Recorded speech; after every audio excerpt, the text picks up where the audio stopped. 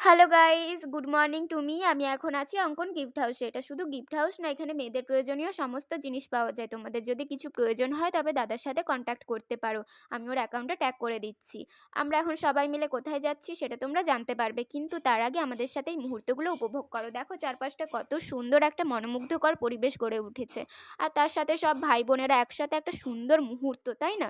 আর এইসব মুহূর্ত সবসময় আসে না, যখন আসে তখন খুব ভালো করে উপভোগ করতে হয়, যেমন আমরা করছি। আর আমি এখন এসেছি আমার মামা বাড়িতে। মামা বাড়িতে আসতে না আসতেই আমরা সবাই মিলে কিছু গপসপ করে নিলাম। তারপরে আমরা বাইরে চলে এসেছি খাওয়ার জন্য। খাওয়া টাওয়া হয়ে যাওয়ার পর আমি এখন স্নান করতে ঢুকছি। স্নান করে বড় মাসির বাড়িতে যাব, বড় মাসির বাড়িও পাশে। তাই বেরিয়ে পড়েছি, আর এসে না এসে আমরা আবার টিফিন খাওয়ার জন্য লেগে পড়েছি। কারণ একটা বাড়িতে খাবো আরেকটা বাড়িতে খাবো না, এটা তো হতে পারে না, তাই না? আর তোমরা যারা আমার ভিডিও দেখো তারা নিশ্চয়ই জানবে আমি অনেক বড় ভুক্কর মানুষ। টিফিন করার পর কিছুক্ষণ পর আমরা আবার ভাত খেতে বসে পড়েছি।